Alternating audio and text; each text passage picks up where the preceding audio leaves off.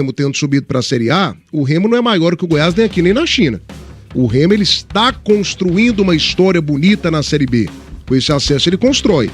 Agora pega aí nacionalmente, compara o Goiás com o Remo, faz umas 10 perguntas aí. Pega uma cartela de pesquisa e pergunta pro povo. O Goiás é muito maior que o Remo. Muito maior que o Remo. O Paysandu é maior que o Remo, mesmo estando na Série C. História, gente. História você não compra. História você não faz de uma temporada. O Remo está construindo uma história bonita. Está construindo. E tomara que fique aí 10, 15, 20 anos na Série A. É um estado bacana, é um estado que merece, é um estado de um povo apaixonado. Agora, história você não compra em uma temporada. A gente não vai aqui pegar a história do Goiás e do Paysandu e rasgar. Não tem jeito, gente. Assim como o Atlético Goianiense também é maior que o Remo. Olha o que o Atlético já fez. Não compara com o Remo, né? Então, alto lá. Muita humildade, meninos. Galera, é isso mesmo que você ouviu. A imprensa de Goiânia fala do Leão e do Papão. Inclusive, que eles cutucaram lá. Essa subida do clube do Remo foi zebra. E se a descida do Paysandu, a queda dele para a Série C, também foi zebra. Para o debate também, porque esse tema é interessante, né, comandante? Eu vejo aí pelo menos umas 3, 4 possibilidades de zebra, né? Que é um resultado fora do que a gente projetava. O acesso do Remo pelas condições foi uma zebra. O rebaixamento do Paysandu do jeito que aconteceu foi uma zebra. A Série B não ter sido conquistada pelo Atlético Paranaense com todo o investimento foi uma zebra. O não acesso do Goiás para mim foi uma zebra, né? Enfim, Nivaldo Carvalho, diante de tantas possibilidades, qual foi a maior zebra da Série B 2025? Fala, meu comandante. Boa tarde, Superfera do Brasil. Nós tivemos muitas zebras, né? A gente pode quantificar aqui diversas zebras.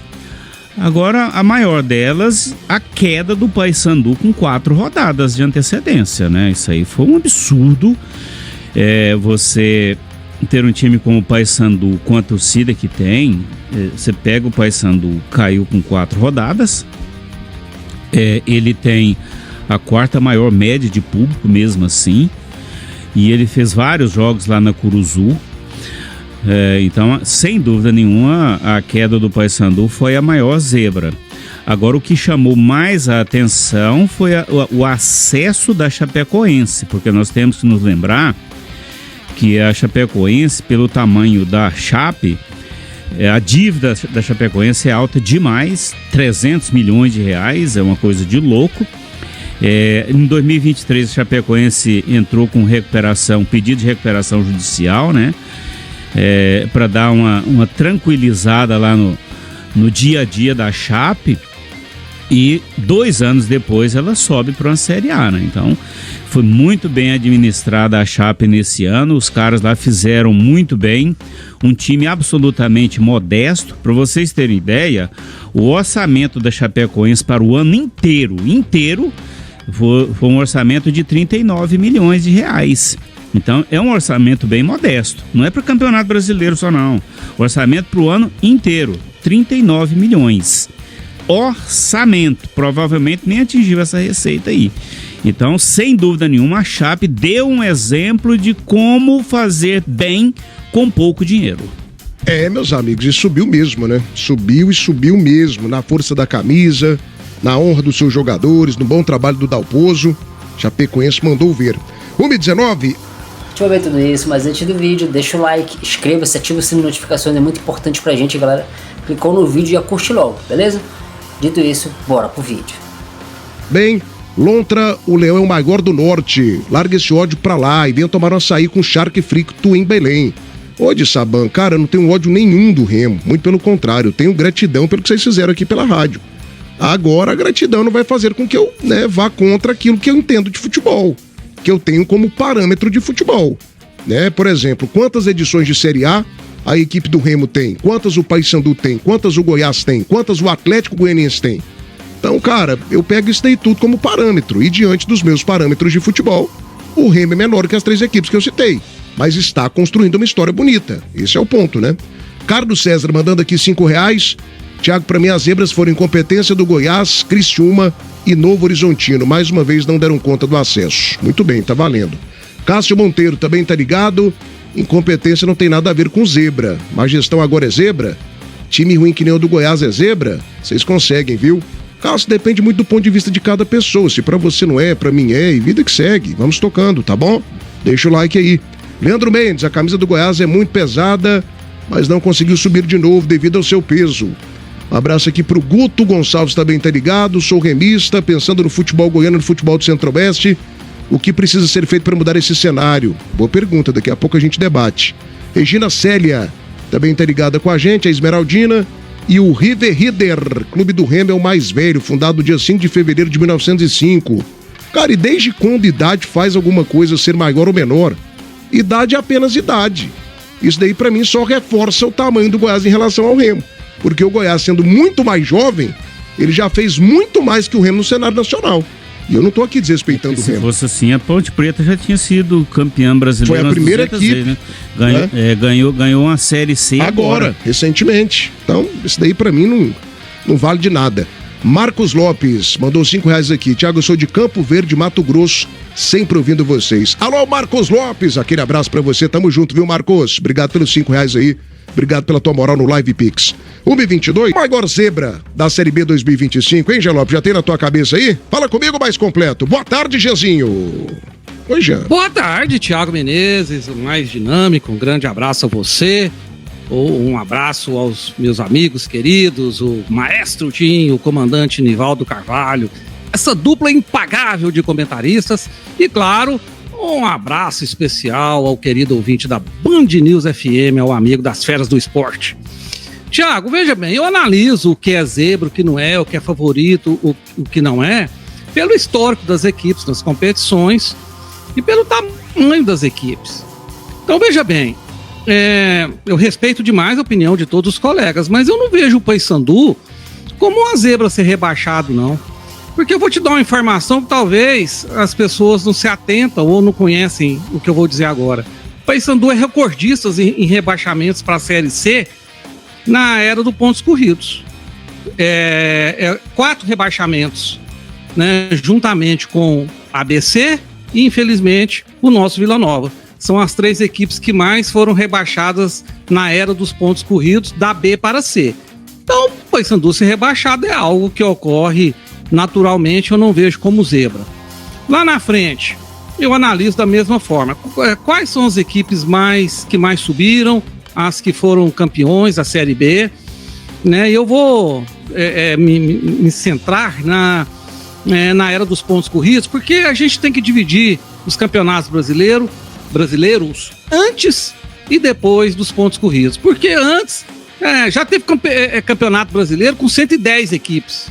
Tá? Nos anos 70 já teve campeonato brasileiro com 110 equipes. Equipe de tudo quanto é lugar, de tudo quanto é jeito. Então, dos pontos corridos para cá, de quem mais você poderia se esperar?